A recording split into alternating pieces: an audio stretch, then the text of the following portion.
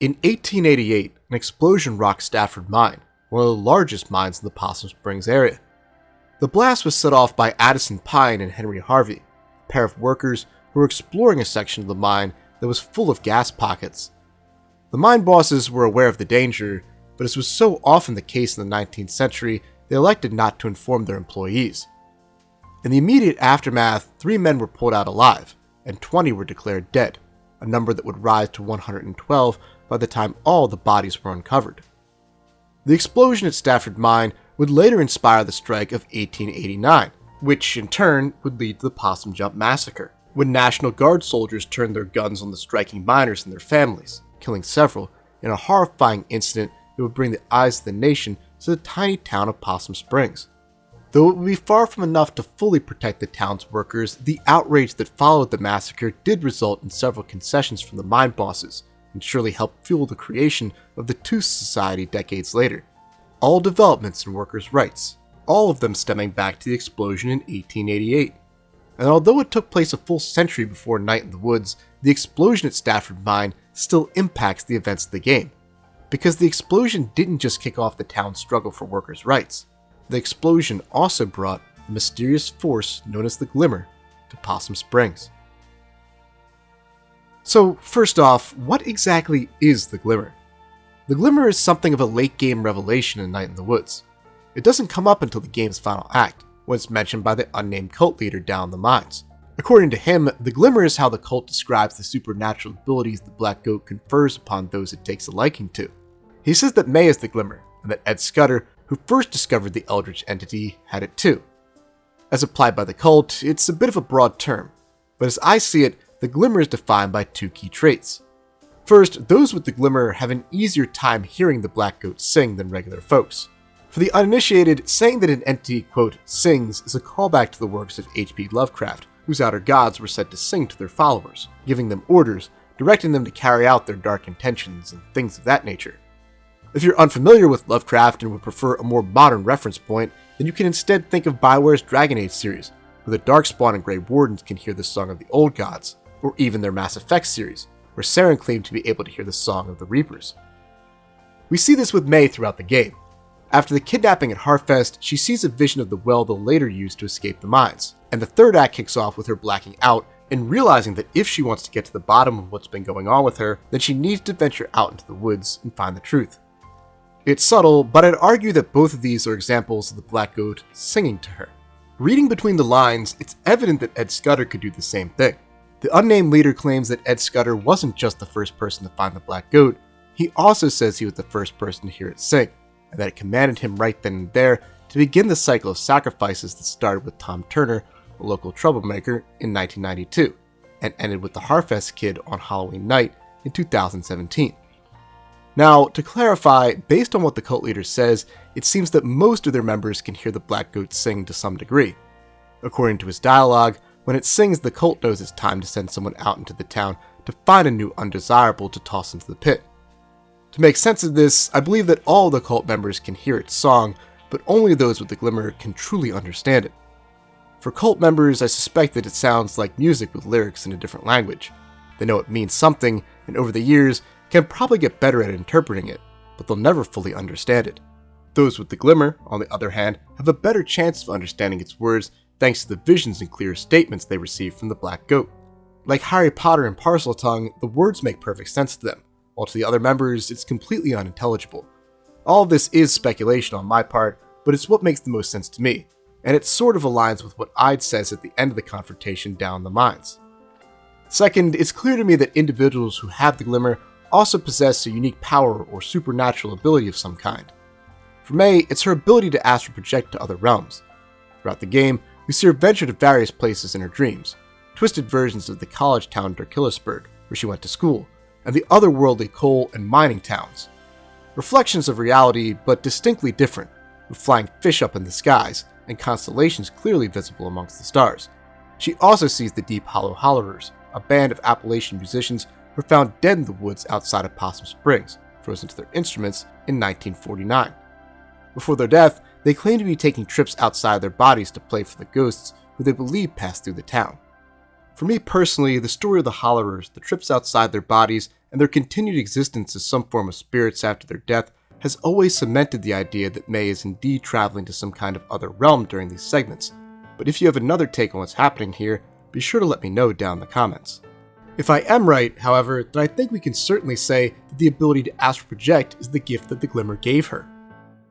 Ed Scudder, the other person who we know for certain had the Glimmer, was supposedly a very persuasive person, and I do think you could consider that a supernatural ability, but I think it was more of a talent he had than anything else. It sounds like he was a rather charismatic and well-spoken person, but the cult leader does say that some claim that Ed Scudder could walk through walls. I'm willing to bet that this was his supernatural ability, that he could phase through walls and disappear at will. Perhaps back in his day, he even used this power to travel over top the Black Goat's pit without issue.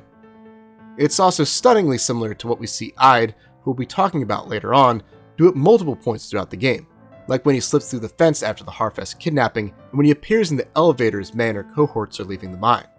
As I see it, this evidence works both ways, as an indication that the abilities Ed Scudder reportedly had are within the realm of possibility for the Night in the Woods universe, and that Ide himself likely has the Glimmer as well.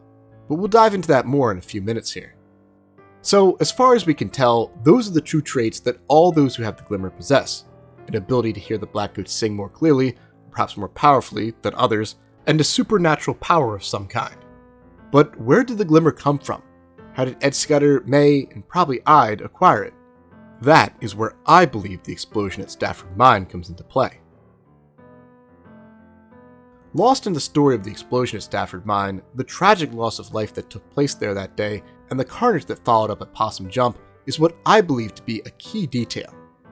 On the day the blast took place, 3 men were rescued from the depths of the mine. Across every article in the explosion, we never hear about anyone else who was rescued from the caved-in section. We only hear about the dead, a number that, as mentioned earlier, reached a staggering 112 by the time the final bodies were pulled out a year later. To me, this suggests that these 3 men were the only miners to survive the blast and escape the depths of the mine with their lives. Now, just to be clear, I'm not saying that they were the only 3 workers left at the mine in general, just that they were the only 3 people affected by the blast to survive. We know that a group of miners were able to escape before the mine collapsed, and I'm sure there were workers in other sections of the mine who weren't put in harm's way. But in terms of those who were truly affected, as in were close to the explosion and trapped following it, it sounds like these 3 are the only ones they were able to rescue. Of course, this brings to mind a number of questions. What allowed these 3 men to survive? And what did they find down in the depths of the mine? As we see firsthand at the end of Night in the Woods, the mines of Possum Springs run deep beneath the earth. So much so that I'd be willing to bet that they're all connected on some level. It's possible that while they were waiting to be rescued, they ended up here, at the very pool of water where May has her final standoff with the Black Goat itself, which would be incredibly significant. Because this is no mere pool of water, but the very same poisoned wellspring mentioned in the Harfest play, the wellspring that gave the town its name. So before we establish that this is indeed the same poisoned wellspring mentioned in the Harfest play, let's review what exactly the Harfest play tells us about that poisoned wellspring. According to the play, the wellspring was cursed, and a pair of trapper brothers, Jaen and Stephen, died after drinking from it. But B says that the play is ahistorical, and that by the time of the games, it's a bad remake that doesn't respect the source material. Thus, parsing it for facts isn't the easiest thing to do. But I believe that one thing we can bank on is that there's something wrong with the wellspring water, because this detail is mentioned again later in the game. During the unnamed cult leader's monologue, he mentions that the wellspring the original settlers found when they came to the region, the same poisoned wellspring mentioned in the Harfest play, is directly above the Black Goat's pit. First off, this confirms that the pool of water May finds during her escape from the mine, the one that seems to trigger her vision of the Black Goat, is all that remains of the wellspring we've been talking about all along here. That's essential information. But just as importantly, the cult leader confirms that the well was poisoned, giving some validity to the idea that there is indeed something wrong with the water. But if the Harfest play claims that the well water was cursed, and the cult leader claims that the well water was poisoned, then who's right? Personally, I suspect that they're both incorrect, and that what's really wrong with the well water is that it's connected to the Black Goat. Consider what happens when May makes contact with the water. Physically, she zones out, while her mind is transported elsewhere, to the stars, much like what happens when she astral projects to other realms. There, she communes with it, and even hears it speak to her directly, though she can't make sense of exactly what it's saying. All of this takes place when May touches the water. Thus, I'm inclined to think that it's the catalyst for what happened here. And if merely touching the water allowed her to have this out-of-body experience, then it stands to reason that drinking from it would have an even more dramatic impact on a person. I believe that's what happened to those 3 trapped miners. And I believe it's also how they acquired the Glimmer. Imagine for a moment those 3 miners, trapped in the depths of Stafford Mine, unsure if or when they were going to be rescued. So they ventured as far as they could until they came upon the old wellspring. Thirsty and desperate, they drank from it. And though they soon escaped from peril thanks to the intervention of one of the rescue teams, the mine, or perhaps I should say the water, left a piece of itself inside of them. The Glimmer, a piece that would carry on throughout the ages, from them to their descendants. Because I'm almost certain that one of those 3 surviving miners was May's great-great-grandfather, Arthur Barowski. In the article that tells the story of how the strike of 1889 began, it's said that the soon-to-be striking miners gathered at the home of Arthur Barowski following a memorial to their fallen friends, and that during their time there, they recounted all of the empty promises made by their bosses since the explosion, about how they were going to improve the working conditions at Stafford Mine and ensure that such a tragedy never took place there again. But of course, their bosses had reneged on all of those promises, either forgotten about them or failed to follow through, and therefore the miners were left with no choice but to strike. That this incredible pro-labor moment took place at Arthur Barowski's house tells us 2 key things. First, that he worked at Stafford Mine, and second, that he likely had a high-ranking role in the organization of this strike. It might have even been his idea. When you combine this pair of facts, I think it increases the likelihood that Arthur was one of the miners most affected by the explosion, one of the 3 survivors rescued from the mine on the day the tragedy took place. This would explain why the miners looked to him as something of a leader, and why he was so personally motivated to ensure that his fellow workers were never placed in such extreme danger ever again. He was lucky enough to be tossed into the depths of the mine and lived to tell the tale. He didn't want the same thing to happen to anyone else. If so, then it would align him with 2 of his descendants, May's grandfather, who was a known rabble-rouser himself, based on Miss Rosa's stories, and May, who, as we all know, is always down to fight back against the man. Would it really be that much of a surprise if, in addition to his rebellious ambitions, he had the Glimmer as well? Thus, I propose the following theory, that Arthur Barowski was one of the 3 miners who survived the depths of the mine, and that while he was waiting to be rescued, he drank from the same wellspring water that May encounters at the end of Night in the Woods. In doing so, he contracted the Glimmer, which he passed down, along with his rebellious personality, to both May's grandfather and May herself. As for why I suspect that May's grandfather had the Glimmer too, it's a long-held fan theory that he did, but evidence can be found not only in the long list of personal similarities between him and May, as mentioned earlier, but his interest in ghosts, and even his single appearance in-game. When he visits May in the church library, his character model has a blue tint to it, just as May does when she astral projects. Many folks tend to describe this as May's grandfather's ghost visiting her, and while it is reasonable to suspect this, I don't think that's entirely accurate. I think what's really happening here is that May's grandfather is astral projecting from the afterlife back into the real world, so he can visit his granddaughter one last time. If I'm right about this progression from May's great-grandfather Arthur to her grandfather and finally to her, then it means that the Glimmer is a gift that seems to skip a generation. This makes sense given that Arthur's own son, Anselm, seems to have been a good bit different than Arthur. It sounds like he was a soldier in the First World War, based on May's dialogue at the memorial in town center. The same goes for Stan Barowski, May's father, who doesn't display the rebellious tendencies of his bloodline until the closing hours of the game. Using the Barowski family tree as a template, I believe we can deduce the identities of the other 2 individuals who were trapped with Arthur down the depths of the mine and drank from the well water. The first of these, of course, must have been a descendant of Ed Scudder. If the Glimmer has been in his family that long, then perhaps that's why he was drawn to the hole at the center of everything all along.